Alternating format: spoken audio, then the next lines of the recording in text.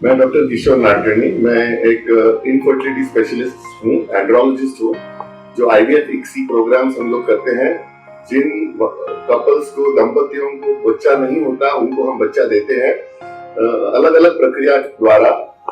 Natural conception में भी हम हेल्प करते हैं, आईयूआई करते हैं, आईवीएफ और इक्सी करते हैं। और खास करके जिनको शुक्राणु बिल्कुल नहीं होते, उनके शुक्राणु हम अंदर डेवलप करके उसको बाहर निकाल के इक्सी पद्धति द्वारा हम बच्चा देते हैं। तो आज हम बात करते हैं कुछ पुरुष वंध्यत्व के बारे में, मेल इनफर्टिलिटी के बारे में। अभी नॉर्मली क्या है कि पुरुषों को तपासा नहीं जाता, ज्यादा करके इनफर्टिलिटी क्लिनिक्स में सिर्फ एक सीमन एग्जामिनेशन किया जाता है। कोई पुरुषों को हिस्ट्री नहीं लेता डिटेल में, या कोई और तपास नहीं होता। हमारे सेंटर में हम हर एक स्त्री को और पुरुष को अच्छे से जांच पड़ताल करते हैं, फिजिकल एग्जामिनेशन करते हैं, हिस्ट्री लेते हैं, काउंसलिंग करते हैं और अमुक इन्वेस्टिगेशंस करके हम एक डायग्नोसिस करते हैं कि मेल फैक्टर है या नहीं। और अगर वो मेल फैक्टर है तो वो क्या है, काउंट, मोटिलिटी, मॉर्फोलॉजी, शुक्राणु में कोई खामी है, या कोई जेनेटिक कोई खामी है, या कोई एंडोक्राइन प्रॉब्लम है, या हार्मोन्स कम है, ये पिन पॉइंट करते हैं उसका कॉज। तो क्योंकि वंध्यत्व में मेल और फीमेल का इक्वल कंट्रीब्यूशन होता है, 50% केसेस में दंपतियों में पुरुष कारण बनता है वंध्यत्व का। तो इसलिए पुरुष को जांच करना और तपास करना बहुत ही इंपॉर्टेंट है। तो चलो हम बात करते हैं सीमेन एग्जामिनेशन के बारे में। सबसे इंपॉर्टेंट, सबसे प्रिलिमिनरी और सबसे महत्वपूर्ण तपास है शुक्राणु का तपास, सीमेन का तपास, वीर्य का तपास। तो ये तपास हम पुरुषों को पहले करते हैं। उनको तपास, उनका फिजिकल एग्जामिनेशन भी करते हैं, उनके ऑर्गन्स देखते हैं, उनका अंडकोश का तपास करते हैं, सोनोग्राफी भी करते हैं, जरूर पड़े तो ब्लड टेस्ट करते हैं। लेकिन सबसे महत्वपूर्ण तपास है वीर्य का तपास। तो हम ये वीर्य का तपास पुरुषों को स्त्री का तपास के साथ साथ ही करने को कहते हैं। तो जब पुरुष आता है तो हम उनको एक कंटेनर देते हैं और शुक्राणु वीर्य देने के लिए कहते हैं। तो वो हम उनको एक रूम भी देते हैं जिसको सीमेन रूम बोलते हैं। उसमें प्राइवेसी होती है, कोई डिस्टर्ब नहीं करता।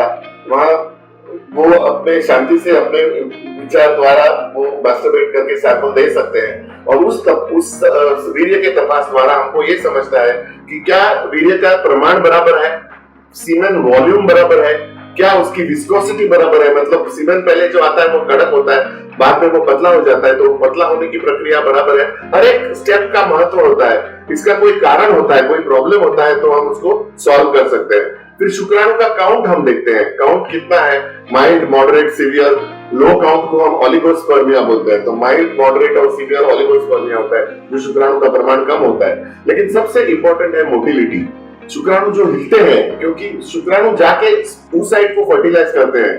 तो वो मोटिलिटी जो है वो तपासते हैं और उसको ग्रेडिंग करते हैं। प्रोग्रेसिव मोटिलिटी क्या है वो देखते हैं। और फिर मॉर्फोलॉजी देखते हैं। हर एक शुक्राणु को एक हेड होता है, एक बॉडी होती है और एक टेल होता है। तो उसमें मॉर्फोलॉजिकल डिफेक्ट्स आते हैं, हेड में डिफेक्ट्स आते हैं। कभी गोल हेड्स होते हैं, कभी बाइफिड हेड्स होते हैं, कभी बॉडी में एब्नॉर्मलिटी होती है, कभी टेल में एब्नॉर्मलिटी होती है और टेल हिलती नहीं है, कभी टेल होती ही नहीं है, इमोटाइल सिलिया। तो इस तरह के अलग अलग डिफेक्ट्स हम डायग्नोज करते हैं।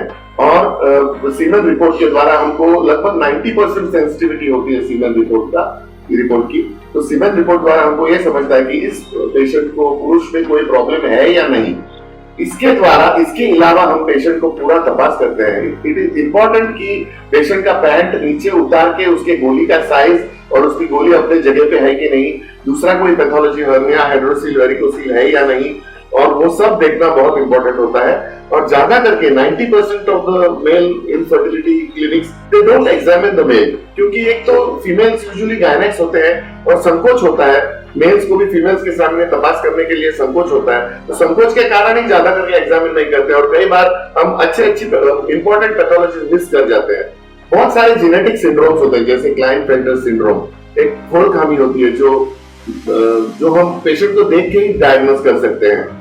हाइपोगोनेडोट्रोपिक हाइपोगोनेडिज्म एक दूसरा कंडीशन है, जिसमें बिल्कुल जो पिट्यूटरी करके ग्रंथि होती है मगज में, उसमें से जो रस आते हैं, हार्मोन्स आते हैं, वो हार्मोन्स बिल्कुल एब्सेंट होते हैं। तो उसको हाइपोगोनेडोट्रोपिक हाइपोगोनेडिज्म, वो पेशेंट को देख के ही हमको समझता है। वो पेशेंट का स्पैन ज्यादा होता है, दाढ़ी ऊंची, छाती के बाल, प्यूबिक हेयर ये नहीं होते हैं, गोली का साइज बहुत छोटा होता है, लिंक का साइज भी बहुत छोटा है, तो माइक्रोपीनिस होता है। तो ये सब देख के हम डायग्नोस कर सकते हैं कि इस पेशेंट को हाइपोगोनेडोट्रोपिक हाइपोगोनेडिज्म है या क्लाइनफेल्टर सिंड्रोम है। इसके बाद क्लिनिकल तपास के बाद हम उनका लेबोरेटरी तपास करते हैं, और लेबोरेटरी तपास में इंपॉर्टेंट 2-3 तपास बिल्कुल इंपॉर्टेंट होते हैं। वो तपास है सीरम एफएसएच और सीरम टेस्टोस्टेरोन। हर एक गायनेक को मैं हमेशा हमारे अंडर हमारे साथ साथ काम करने वाले भी 4-5 गायनेकोलॉजिस्ट हैं, जो सबको मैं बोलता हूँ कि ये तपास करो ही करो। भले वीर्य का रिपोर्ट नॉर्मल भी हो तो सीरम एफएसएच और टेस्टोस्टेरोन करना मैंडेटरी है, क्योंकि ये अमेरिकन न्यूरोलॉजी एसोसिएशन, एशरे और एएसआरएम जो हमारे मेन एसोसिएशंस है इस रिप्रोडक्टिव मेडिसिन के, उन्होंने ये रेकमेंड किया है। तो ये हार्मोनल तपास के द्वारा हमको ये समझता है कि गोली कितने लेवल तक काम कर रही है। तो इसके बाद हम डायग्नोसिस कर सकते हैं कि ये पुरुष में कोई फैक्टर है, मतलब मेन फैक्टर है, और अगर है तो वो क्या ओलिगोस्पर्मिया है, वो माइल्ड है, मॉडरेट है, सीवियर है, या कोई जेनेटिक प्रॉब्लम है, या कोई हार्मोनल डेफिशिएंसी है, या कोई जेनेटिक सिंड्रोम्स है, या कोई वेरिकोसील है, या कोई कुछ ऑब्स्ट्रक्शन है। ये सब हम डायग्नोस करके क्लिनिकल डायग्नोसिस कर सकते हैं, और उसके बाद हम उसका ट्रीटमेंट चालू कर सकते हैं।